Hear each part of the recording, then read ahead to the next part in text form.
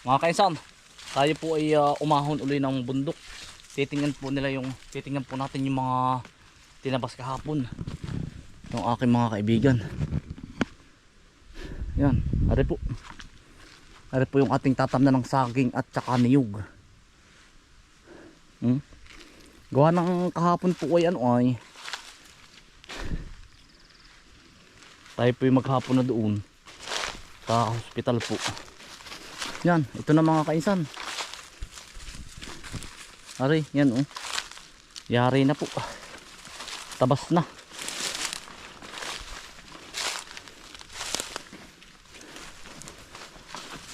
Ay mga kainsan, pahinga na po muna. At sabi ko nag-aalat. Ay baka makalawa na po uli ang trabaho. Yan.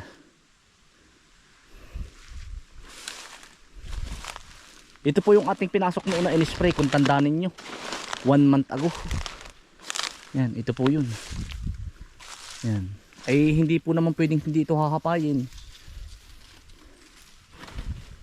Ay bayawak Hindi po pwedeng hindi hahapayin at ito po itatamnan ng niyog. Ganda siguro din po din ng mais pag inipapahawa natin. Saka po balinghoy. Tatamnan ho ng balinghoy. Basta't kung anong maaari, balinghoy gabi. Sa susunod na araw po, dun kailangan po natin ng 10 tao uli. Doon sa kabaak naman po. Para po nagkikitang-kita na Gara. Ito pala mataas ang tayo Kita po ang lokban Yung kabilang yun matag-im laang.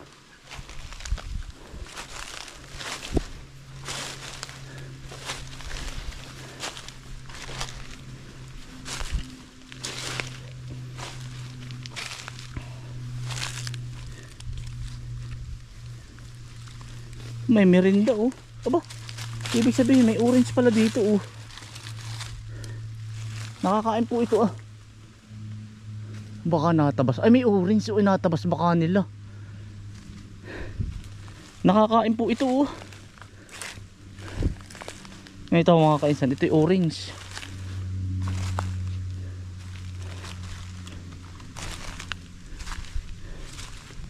Yan ito, tinabas kahapon. Ang lawak po.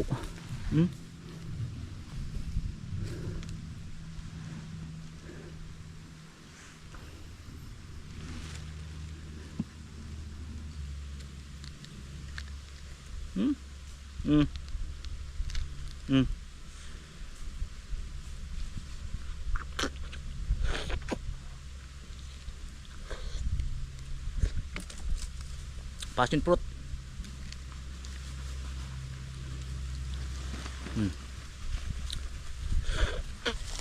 Hindi kaya natabas nila yung puno. May puno itong ganito.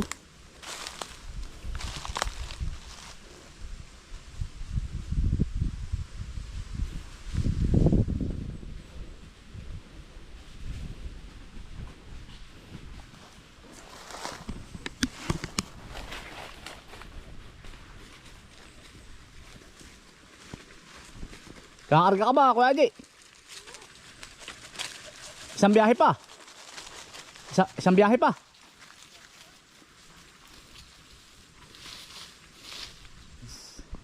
Bago lumaki ang niyog, talagang malaki po ang magagastos. Ay gayon po talaga.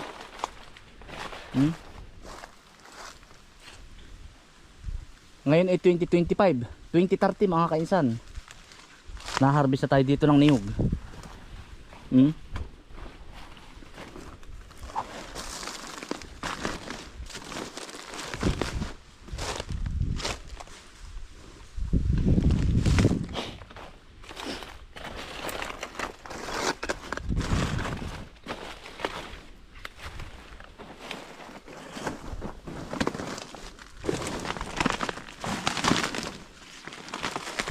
Ito naman po ay hindi ko na po ito kayang yung ako po ang tatrabaho solo. Hindi ko po ito kaya. Kailangan po talagang iuupa po.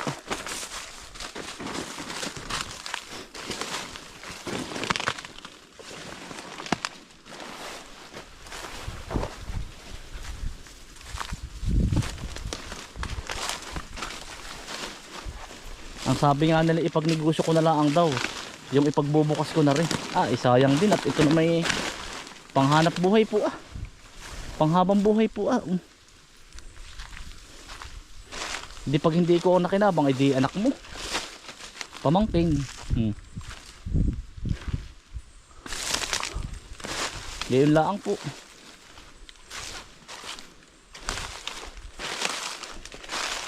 Pag hindi mo naman po walang magmamalasakit na gayon, ay di sa susunod po na henerasyon ay wala na hong mag-aano dito. Wala nang niniyugin. Ngayon lang talaga. Sayang, hinukay nila yung gabi Nalimutan siguro na Kuya Paguari. Babalikan nila yan.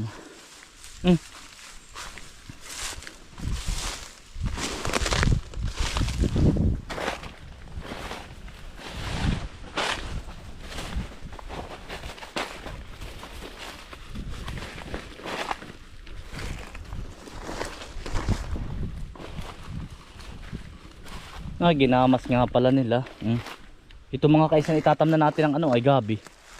Itong area ito ginamas po nila Ayan. Ginamas tatamnan ng gabi.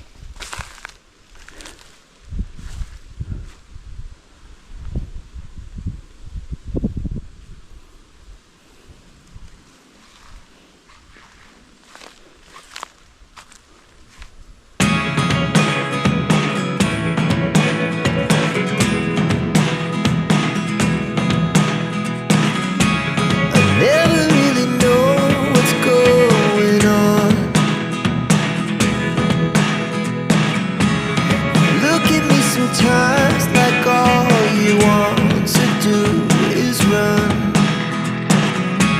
Hear me out, hear me out. It's all the things you never show. There are the things I want to know. Secrets start in your heart so slow. But if you don't wanna tell me now, I guess I'll never know.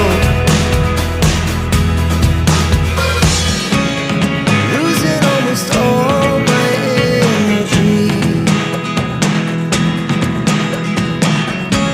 It's getting hard to talk to you, and I'm the only one who speaks. It's all the things you never show. There are the things I want to know. Secrets start in your heart so slow.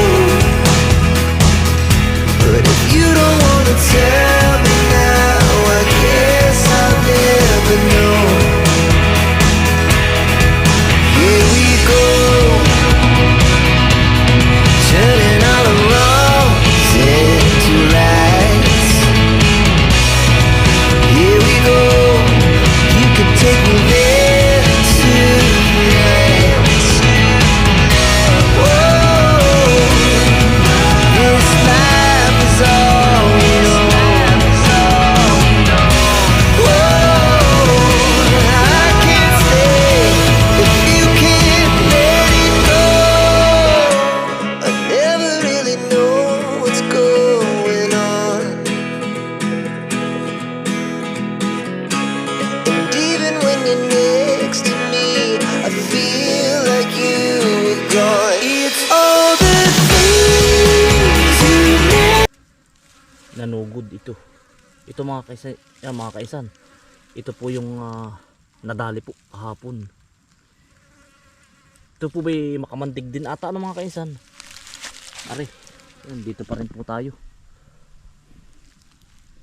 Ay talaga pong mamamang 8. Ay patay na po. nadali kahapon ay talaga pong ano ay mandadali po ng tao ay.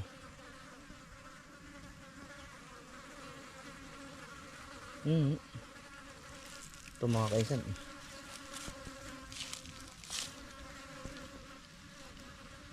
Ay pinagtulong-tulungan na po kahapon. Sinabi naman po sa akin ay sabi ko talaga pong delikado ay. Dadalihin din po ako niyan. Ay kung ako po'y madali, ako po'y lagi pa manding solo dito. Talaga pong hindi rin sila pumayag kahapon, hinahanap po. Malaki na rin po. Talagang dito lang po siya na area. Yan po ay ilang beses ko na rin nakita. Matapang po. Talagang susunggab po sa tao ba. Tulungan namin magkakapatid. Yung pong kabilang area, yung malapit po sa bahay doon, kinakambal po. Tsaka kay Utol Ace. Yung kay Utol Ace na kabila po doon, hindi pa rin nabubuksan. Ay sabi ko nga sa kanya, sabi ko Utol, ay ako ay bubuksan ko na rin akin. At di sabi ko pag bubuksan mo yung iyo, di pwede mong hiramin yung akin tao, yung akin po mga kaibigan. Baka po rin tatanim na rin ng ano, mga 500 saging po.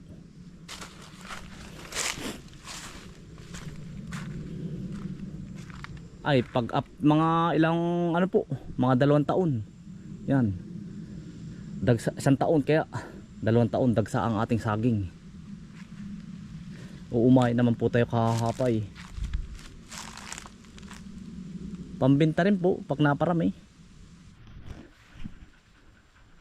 Ako'y ngalos pang magtrabaho mga kaisan, bukas po uli siguro. Pag hindi gagamas po ako sa ibaba ng kamuti. Ay ano mga kaisan, kahapon ba'y di maghapon tayo sa ospital ano? Nakakaawa din ay. Merong susugod na nabangga. Merong ay siyempre ospital ano? Ay hindi nga naman ako nakakakita. Ako ang naninervyos ay. Merong ano, inatake sa puso. Mga after kalahating oras ay may tabo na nakatape na, nakaplastik, parang plastik o kumot. Kita ko kahapon ay patay na. Merong nabangga nga. Merong bata na binugbog ng tatay at hindi pinakain yung manok. Ay ang dami din eh. Ang dami sabi ko dami din kalokohan ay. Yung iba binugbog yung anak dahil hindi napakain yung sasabunging. Napaawa sa bata. Malulumpo yung bata ay. Ay sabi ko iba't iba din nga ang ano ay ng tao. Merong mabait, meron namang sama ng ugali. Sabay, meron namang nanay. Ano yung ahas meron namang nanay. Yung isang mata naman sinuntok. Ay sa ospital nga naman. Sabi ko Jesus Maria Joseph, sinuntok ng anak yung nanay. Aba kainaman din ano. Walang konsensya eh.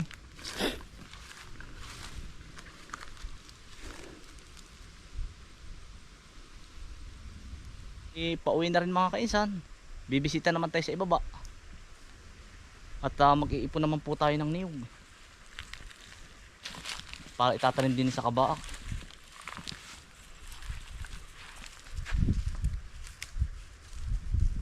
At ipag-pray na lang natin yung mga may sakit po. At kahapon ko natuklasan nga sa ospital din. Nakakaawa din po eh. Meron nga dong ano mga kaisan, nagsasanla din sa akin ng sintron. Halagang magkano ba? 90 pesos. Sa ako napaawa din biro. Binigyan ko na lang ang abay sintron. Talaga sabi ko pambili daw ng ano gamot ng bata. Ay siguro walang gamot sa loob. Kaawa din. Sabi ko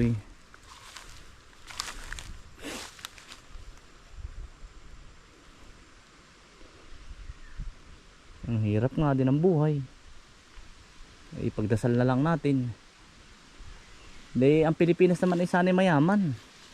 Kaya lang ay sabi ko nga sa inyo ay mga araw-araw balita, bulsa dito, bulsa doon. Sabi ko yung hirap din naman magsalita ano. Ikaw naman natitiranin. Ay, hirap. Yung ganoon mga binubulsa ang pera na para sa taong bayan naman ay hindi sila nakukonsensya. Kurakot dito, kurakot doon. Samantalang yung ating mga kababayan ay maraming may nangangailangan, bagay may sakit, yung iba walang pambiling gamot, although libre naman talaga sa QMC lahat. Ay siyempre paano pag walang gamot sa QMC, ay bibili sa labas, kailangan din ng pera. Kaya wala din kakonsekunsya yung iba, yung ba'y kinamumuno, tas kukurakutin mo naman yung taksang bayan, ay talagang ay awan na. Diyos na ang bahala sa kanila. Kaawa din mga kainsan. Abay, ako kahapon nung ko nga nasaksihan, sabi ko sa inyo ay mapapaiyak ka na lang sa gilid. Nakakapaluha din. Makita mo ba yung sitwasyon ba? Meron din ako nakausap doon, si Nanay Huling. Siya daw ay almusal at tanghalian hindi pa nakakain. At pagkahirap din. At wala nga pong pambili din. Ay talagang kaawa.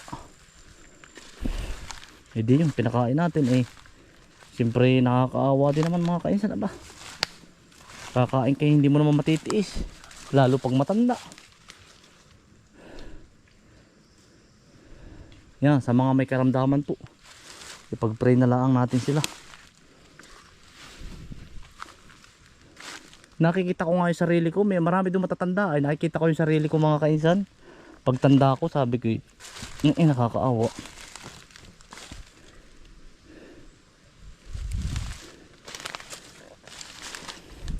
Saka yung isa, si Kuya, hinado sa gilid.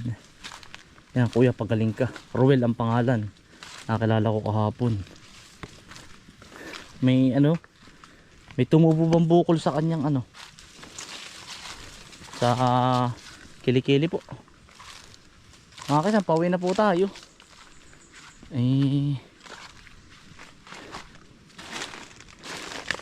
Hindi malaman kung ano yun.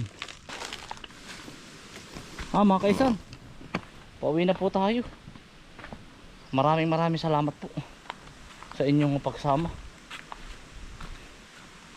At ingat po lagi, stay humble and God bless. Peace, bye. Ayan, pag-pray po natin sila lahat, mga may sakit po. Ito mga kaisan yung itatanim natin sa bagong area. Narito na. Hahakutin na lang po namin ito bukas. Kakargahin ko po kay Ibana.